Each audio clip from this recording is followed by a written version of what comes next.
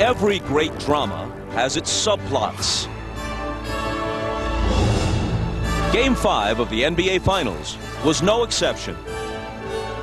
The Jazz finally got a marquee performance from their star, Karl Malone. The mailman stole the show with 39 points.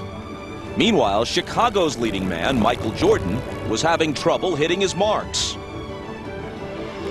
Even with Malone's big night, the director of Utah's cast, Jerry Sloan, made a script revision at intermission. He called on a seldom-used veteran from Wichita State, a stand-in, Antoine Carr. Carr had 5 field goal attempts in the second half. He made them all. Without his performance in a supporting role, the NBA Finals would be history. Instead, the Jazz are back in Utah, back on their home stage, after refusing to let the curtain come down in Chicago. Game 6, next. And at guard, number 23 and 6'6" from North Carolina, Michael Jordan. They go to it right away. Stockton comes over on the double team. Now back to Scotty, and they couldn't recover. Hornacek was left alone with him, and an easy 2 for Scotty. Looks like Scottie Pippen is laboring as he moves up and down the court. Ahmad told you he's suffering from a bad back. Malone hits his first. Hornacek is now 18 for 46 in the series. Jordan, there's his first field goal, and the Bulls take a 10-8 lead. If you take a... Pippen with the hook. Jordan for 3. Got it.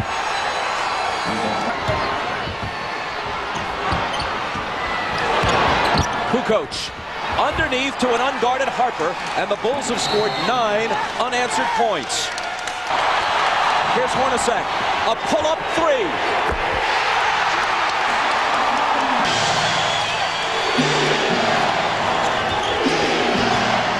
Jordan over Russell. Tied at 22 with half a minute to play in the period. Alone against Wennington. Off balance, hit it, plus the foul. Delta Center, and early on, Scottie Pippen re-injured his back on that dunk shot that he had just at the beginning of the game. It's off Anderson's hands, but recovered by Isley. 2 seconds to shoot. And he hits the 3!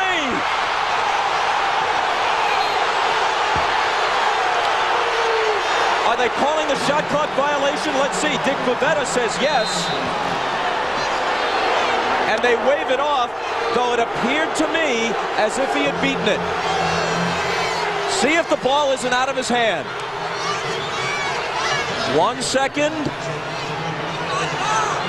It's on the way, and they missed the call. Then run off the glass. Jordan wheels inside around Anderson, and again it's a 2-point game. Jordan, daylight for 3. 13 for Michael. Here is Tony. Also played more minutes than at any time since the '92 season when he was a much younger man.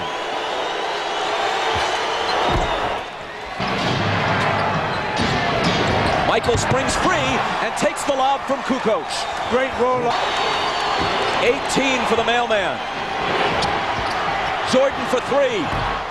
And there's his answer. I think that's his third 3 of the game, Bob. And going into this game, Kukoc and Pippen were a combined 4 for 23 from 3 at the Delta Center in the first 2 games.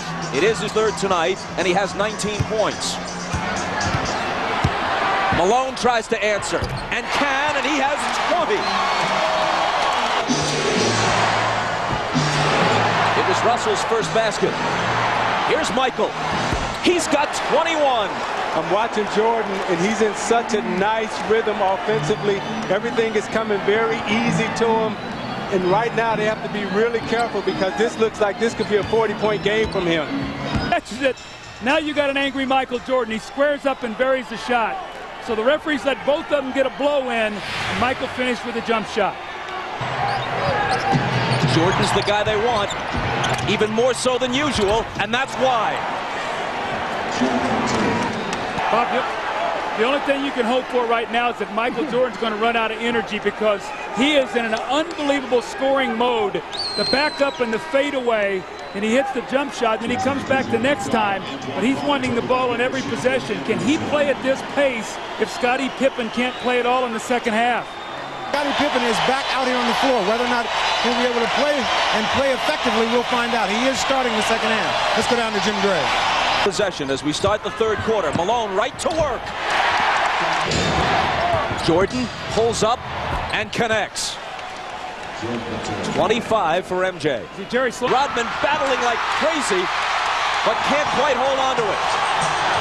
Hornacek, he and Malone, Rodman and Malone, and Rodman just trips Malone up. They got to call a flagrant here. They've got to call a flagrant. It's the third on Rodman. He and Karl Malone, regrettably, are scheduled to wrestle in one of those bogus events next month. Why Malone wants to lower himself to that is anyone's guess. And Rodman apparently wants to start the wrestling now. I tell you what, I love what I'm seeing, the battle between these two guys. They're fighting, giving it everything they got. Both of them are trying to push and shove and gain position.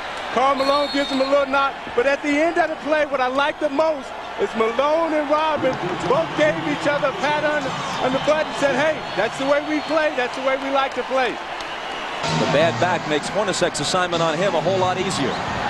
Left alone, he doesn't take the three. Michael, fade away.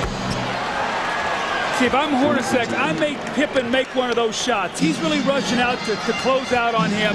He's got to show me he can shoot that ball before I'm too concerned with him. I got to be more worried about Michael Jordan.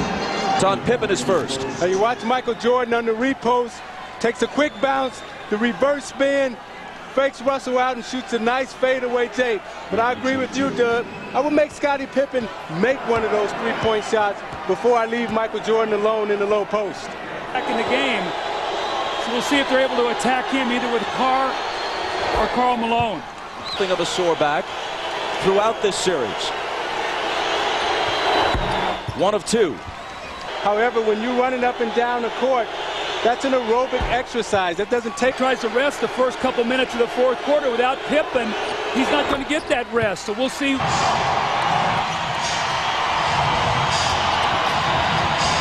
Jordan against Anderson. He's still Michael Jordan. Whatever he has lost, through fatigue, through age, through whatever, has only brought him somewhat back to the field. He still leads the field. Michael is too good at finishing, though. You can't give him that baseline drive because he's going to get fouled. I said you got to push him back to the middle where you can help. Jordan is now 7 of 10 at the line and had some offensive language on it, so they had it removed.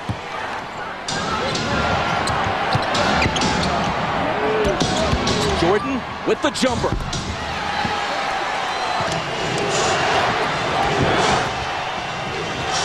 Three seconds to shoot. Harper's not the guy they want to have do it, but he has to. And he beats the shot clock and cans a huge shot. Doug, now you watch Harper as he takes this shot. Does he get it off in time? I don't know. That's a tough call. Well, even Superman apparently gets tired. Malone, lots of room. Got it. That's their pet play. Malone. Take the ball out of Jordan's hands right now and make Harper or Pippen beat you from the perimeter.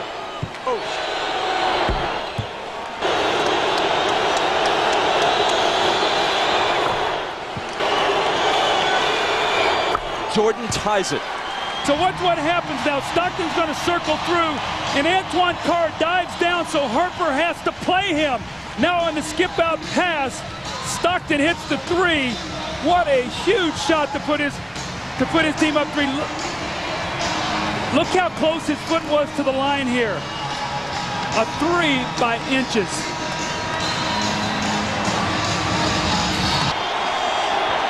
Pippen into Jordan. Michael working on Russell. Brings them to within 1. Jordan with 43. Malone is doubled. They swat at it and steal it. Here comes Chicago. 17 seconds. 17 seconds from Game 7 or from championship number 6. Jordan. Open. Chicago with the lead.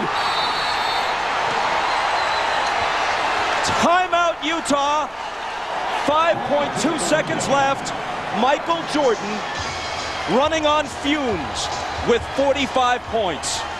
May have been.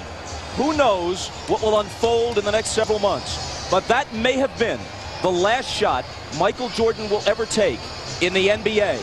Watch. Stockton. Harper's on him. Behind the screen. Harper got a piece of it. It comes off. The Chicago Bulls have won their 6th NBA championship, and it's their second three-peat.